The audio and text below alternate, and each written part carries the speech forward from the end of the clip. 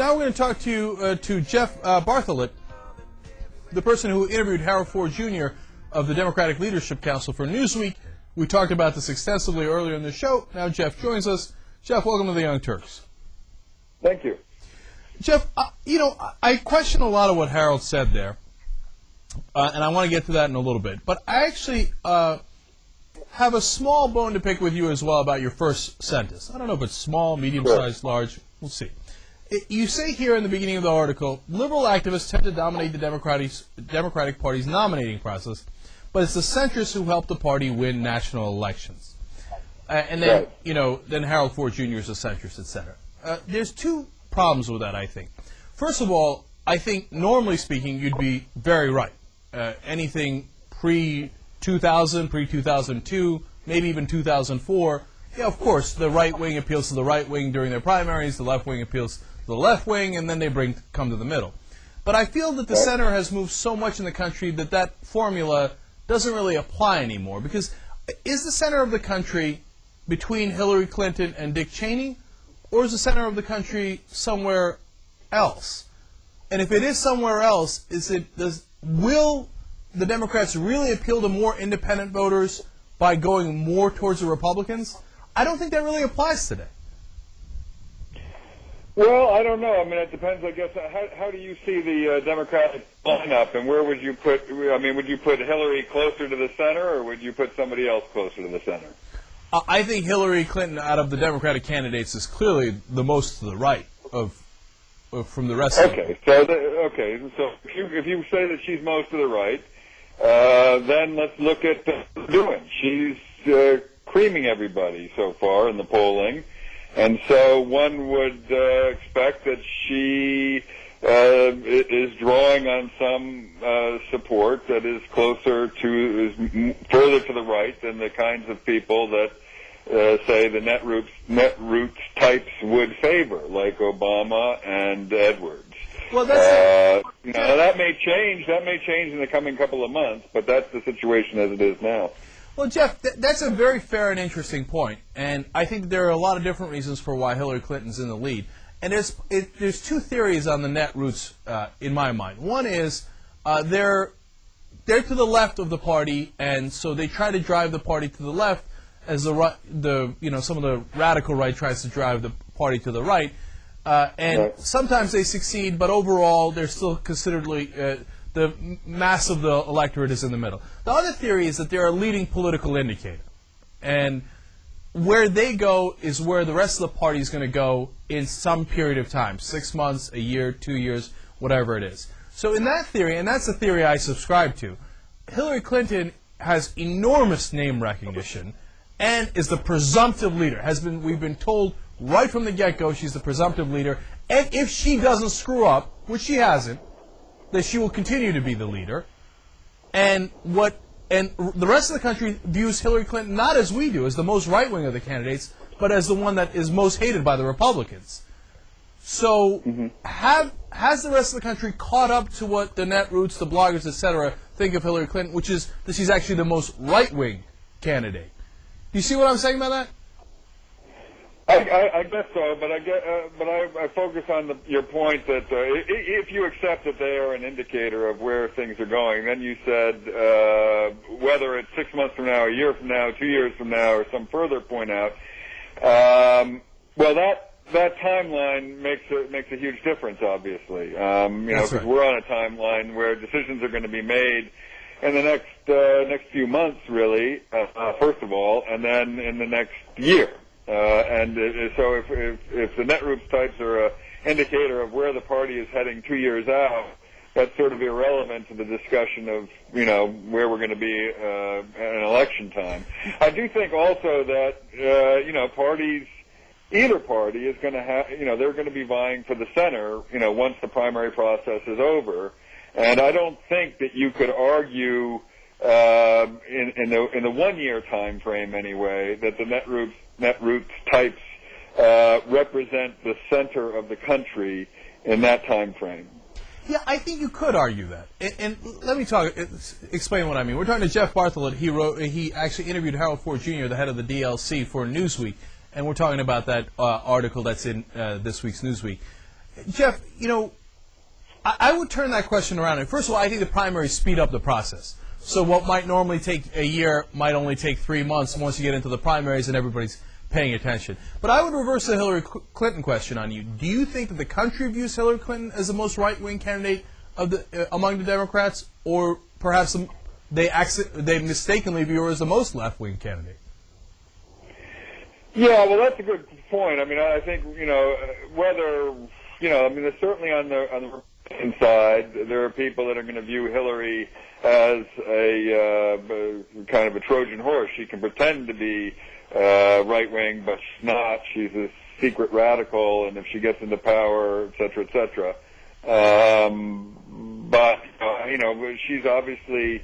And I think, both Hillary and even Obama to some degree have their eye on what happens if they do win the primary. You can see that they're both trying to position themselves not, to be in a good place if they face Rudy Giuliani or someone that they're going to have to, and perhaps this is more true for Hillary because she is a woman, that she doesn't want to seem weak. She wants to be able to stand up there and give people confidence that she is as well equipped to defend the country and protect the country as any Republican.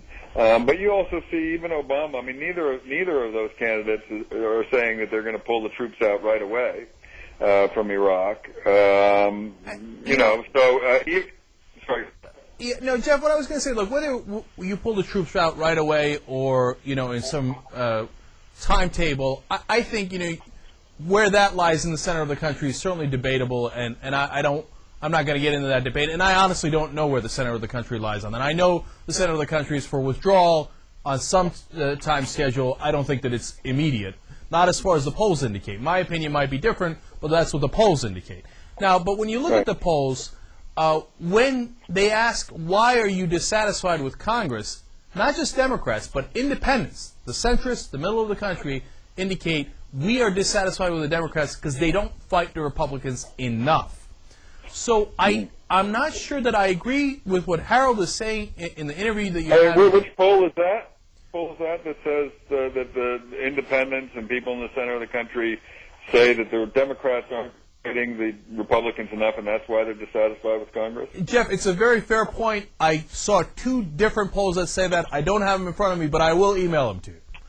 And we'll put it up on our website as well because that's very important. And so when Harold says we got to go to the center of the country and ignore the left wing and go more towards the Republicans, I think he's misreading those polls, and I think he's misreading the national mood. And I think the national mood is, for the love of God, will somebody stand up against this guy who, according to the latest Zogby poll, is at 24%. Why would anybody want to go towards a politician who's at 24%? Yeah, I mean, I guess there's a difference. You could argue that there's a difference between going toward the center or a little bit toward the right and going toward George Bush. I mean, I think those are different. Those are different questions entirely. You think so? What's the right anymore? I mean, I'm a former Republican. I was a Republican when Bush came into office. I'm a George H.W. Bush kind of Republican, or I was. I view that as the 1990 Congress and George H.W. Bush. Between those, I view as the center of the country. But that can't be the center of the country, and between Hillary Clinton and Dick Cheney is the center of the country. Those are 2 completely different places in the political spectrum. So which one is it? Yeah, I don't have a particularly good answer for what is the center of the country in terms of being able to sum it up in 3 or 4 lines. I mean, I think people, if you look at the polls, they still place a high importance on fighting terrorism, on the Iraq War, except it's not really clear, as you point out, not really clear where the center of the country is, quote unquote, on exactly what you do. They want to get out of Iraq. That's a sort of visceral instinct. They want to be done with it. But when you get down into the dirty details, it's not clear where people stand. Do they really want to pull out right away? I don't think so. And the devil is in the details there. I mean, even if they did want to pull out right away, it's going to take something like a year to get everything out of there. Those are all questions that aren't entirely clear in terms of where the quote-unquote center is in the country. I think what you're seeing is that people like Hillary and even Obama, they want to, I think, they're taking I think where they're emphasizing their difference, both with Bush and with the Republicans generally, is that they're going to put more emphasis on their ability to reach out and negotiate with enemies. You see Obama now coming out even more strongly by saying that he wants to talk to the Iranians, he wants to reach out to the Iranians, he's willing to meet with enemies. But, someone like Hillary, has been, she's had, different positions on that in a way. On the one hand, she's tried to rap Obama and call him naive.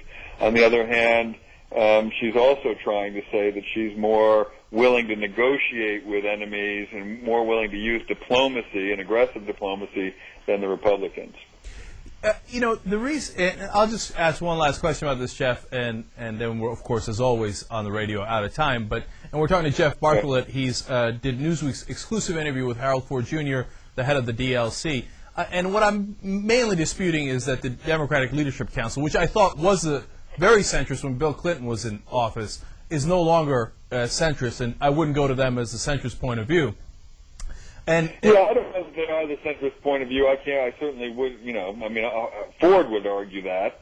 I think he's right, though, that while, the various candidates are ignoring the DLC right now, that once a candidate gets nominated, they will no longer ignore them. I think with Senator Clinton, he's right, because that's where she resides, basically. She's part of the DLC. But I think with some of the other candidates, I think he's going to be wrong. I don't think that there's much to be had there. Look, you mentioned terrorism. 99% of the country is in favor of fighting terrorism, of course. We all get it. We all want to fight terrorism. The question is how. And the Republican answer right now from Giuliani, Romney, and some of the others is, let's go on the offense and go fight Iran. Latest poll on that, and I can send you that as well, is 8% of Americans think the military attack against Iran is the right course. 8%. Now, going towards that is not going towards the center of the country. It's going towards the fringe right that no one's interested in. Right. But, nobody on the Democratic side, when we talk about the Democrats, there's nobody on the Democratic side that's saying attack Iran. So, Right. But except Harold frames it in terms of, hey, you know what? We got to make sure that we present a militaristic point of view on the Democratic side and know that we stand for aggressive foreign policy. Calm down. We've had more than enough aggressive foreign policy. Well, I don't think Ford said that. I think what Ford said was we have to make clear that we're going to take care of our military guys. We're going to take care of our soldiers. I don't think anybody would argue with that. That we're, that we're not going to abandon the guys who are there fighting, that we're going to take good care of them. I think that was more his point.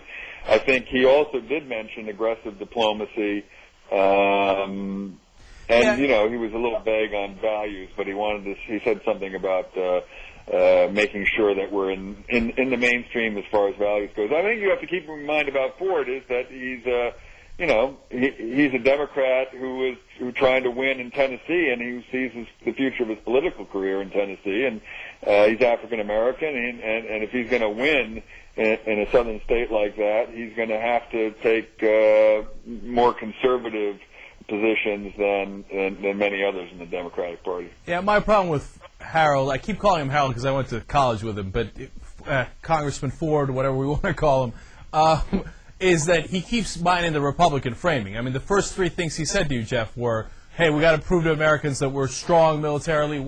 Why do you have to prove that? You should.